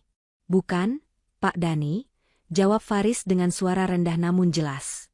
Saya datang melamar pekerjaan. Saya dengar dari Ibu Aini, ada lowongan di bagian kebersihan." Dani terdiam, menatap Faris tak percaya. Hening sejenak di antara mereka. Beberapa security yang kemarin sempat melihat keributan di lobi ikut menoleh, berbisik-bisik sinis. "Itu kan bapak-bapak sombong kemarin? Ngapain dia di sini? Melamar jadi OB?" bisik salah satu satpam. Wajah Faris memerah mendengar bisikan itu, tapi ia tidak mundur. Ia tetap berdiri tegak, menatap Dani. "Saya butuh pekerjaan ini, Pak. Tolong sampaikan pada Ibu Aini, saya siap ditempatkan di mana saja. Saya siap bekerja." Dani tersenyum tipis, kali ini senyum yang tulus, bukan senyum profesional. Ia melihat perubahan di mata Faris. Tidak ada lagi keangkuhan di sana. "Baik, Pak Faris. Mari ikut saya ke ruang HRD," kata Dani sopan, namun tidak lagi memanggilnya dengan sebutan Bapak yang berlebihan. "Tapi ingat, di sini aturannya ketat. Tidak ada perlakuan khusus, meskipun Bapak kenal pemilik gedung." "Saya mengerti," jawab Faris. Dari lantai paling atas, di balik dinding kaca penthouse, Aini melihat monitor CCTV yang menampilkan area pos belakang. Ia melihat Faris yang sedang berjalan mengikuti Dani sambil menunduk. Andri berdiri di samping Aini, merangkul pinggang istrinya. "Dia datang?" Aini mengangguk, senyum tipis tersungging di bibirnya. "Dia datang, Mas. Dia memilih membuang gengsinya demi tanggung jawab. Setidaknya, masih ada sisa kebaikan di dalam dirinya yang dulu pernah aku cintai." "Kamu akan menemuinya?" tanya Andri. "Tidak sekarang," jawab Aini bijak. "Biarkan dia berproses. Biarkan dia merasakan bagaimana rasanya mencari uang dengan keringat sendiri, bukan dengan tipu daya. Itu adalah sekolah kehidupan terbaik untuknya." Aini berbalik, menatap suaminya dengan penuh kasih. "Hari ini kita menang, Mas. Bukan karena kita berhasil mempermalukan mereka, tapi karena kita berhasil memaksa satu manusia untuk kembali menjadi manusia." Di bawah sana, Faris mulai mengisi formulir pendaftaran. Ia menuliskan namanya di kolom, posisi yang dilamar, petugas kebersihan cleaning service. Tinta pulpen itu menjadi saksi bisu awal perjalanan barunya yang terjal, jauh dari kemewahan, namun jauh lebih nyata daripada hidupnya selama 5 tahun terakhir. Sebuah akhir yang pahit bagi kesombongannya, namun sebuah awal yang manis bagi kedewasaannya. 3 bulan telah berlalu sejak insiden memalukan di penthouse itu. Waktu seolah berjalan lambat bagi mereka yang sedang menata ulang hidup dari puing-puing kehancuran, namun berjalan cepat bagi mereka yang hidup dalam kebahagiaan. Di lobi utama Diamond Heights, suasana pagi itu sangat sibuk. Orang-orang berpakaian rapi berlalu lalang dengan langkah tergesa. Di salah satu sudut, dekat pilar marmer besar, seorang pria berseragam biru tua sedang berjongkok, mengelap noda kopi yang tumpah di lantai dengan teliti. Pria itu adalah Faris. Tidak ada lagi jas Armani tiruan. Tidak ada lagi jam tangan emas palsu. Tidak ada lagi rambut yang disisir klimis dengan minyak rambut mahal. Faris kini mengenakan seragam cleaning service dengan nametak Faris, staf kebersihan, di dada kirinya. Keringat membasahi punggungnya, namun anehnya, wajahnya terlihat lebih tenang daripada saat ia masih berlagak menjadi direktur. "Pak Faris, Tolong sampah di tong sampah depan lobi diangkat ya. Sudah penuh? Instruksi Dani, yang kebetulan lewat melakukan inspeksi pagi. Siap, Pak Dani. Segera saya laksanakan, jawab Faris sigap tanpa rasa tersinggung sedikitpun. Ia bangkit, mengangkat kantong sampah hitam besar itu ke pundaknya, lalu membawanya ke belakang. Berat, bau, dan kotor. Tapi bagi Faris, ini adalah beban paling ringan yang pernah ia pikul, karena ini beban kejujuran. Tidak ada lagi ketakutan dikejar penagih utang atau berbohong pada istri tentang saldo bank. Sementara itu, nasib Sabrina berakhir tragis dengan caranya sendiri. Kabar terakhir yang didengar Faris, Sabrina tertangkap basah mencoba menipu seorang pengusaha batubara dengan modus yang sama, dan kini sedang berurusan dengan pihak berwajib. Wanita yang memuja kemewahan itu akhirnya mendapatkan kamar gratis di balik jeruji besi, tempat di mana tas branded dan make-up tebal tidak ada harganya sama sekali. Bu Ismi, wanita tua itu kini jauh lebih pendiam. Setiap sore, ia menunggu Faris pulang di teras rumah kontrakan mereka yang sederhana. Tidak ada lagi omelan tentang menantu kaya. Saat Faris pulang membawa sebungkus nasi padang dan uang gaji mingguan yang tidak seberapa, Bu Ismi menerimanya dengan mata berkaca-kaca. Ia belajar bahwa sesuap nasi dari uang halal anaknya jauh lebih nikmat daripada jamuan mewah hasil utang yang mencekik leher. Siang itu, sebuah mobil mewah berhenti di lobi. Pintu terbuka, dan keluarlah Aini didampingi Andri. Aura Aini semakin bersinar. Ia baru saja memenangkan penghargaan sebagai Woman Entrepreneur of the Year. Para staf lobi menunduk hormat. Selamat siang, Bu Aini. Selamat siang, Pak Andri. Aini tersenyum ramah membalas sapaan mereka. Matanya kemudian tertuju pada sosok Faris yang sedang mengepel lantai di dekat pintu masuk. Faris menyadari kehadiran Aini. Ia menghentikan gerakannya, menegakkan tubuh, dan menunduk sopan, bukan sebagai mantan suami, tapi sebagai karyawan kepada pemilik perusahaan. Aini memberi isyarat pada Andri untuk berhenti sejenak. Ia melangkah mendekati Faris. Jantung Faris berdegup kencang, bukan karena cinta, tapi karena rasa segan yang luar biasa. Bagaimana pekerjaanmu, Faris? Tanya Aini lembut. Tidak ada nada mengejek, murni pertanyaan seorang atasan. Faris mengangkat wajahnya, menatap mata wanita yang pernah ia sia-siakan. Di mata itu, ia tidak lagi melihat dendam. Ia melihat kedamaian. Lancar, Bu Aini, jawab Faris tegas. Terima kasih sudah memberikan saya kesempatan ini. Gaji bulan pertama sudah saya pakai untuk melunasi tunggakan listrik ibu dan membelikan obatnya. Sisanya saya tabung untuk bayar utang-utang lama saya. Aini mengangguk pelan, senyum tipis tersungging di bibirnya. Bagus. Lantai lobi ini belum pernah sebersih ini sebelumnya. Sepertinya kamu lebih berbakat bekerja dengan tenaga sendiri daripada sibuk memoles gengsi. Faris tersenyum pahit, namun matanya jujur. Saya belajar banyak, Bu. Ternyata kehormatan seorang laki-laki itu bukan terletak pada seberapa mahal jas yang dia pakai, tapi pada seberapa berani dia bertanggung jawab atas hidupnya. Saya minta maaf atas semua masa lalu saya. Saya tahu maaf tidak bisa mengubah apa-apa, tapi saya ingin ibu tahu kalau saya menyesal. Aini menatap Faris lekat-lekat. Ia melihat tangan Faris yang kini kasar dan kapalan, tangan seorang pekerja keras.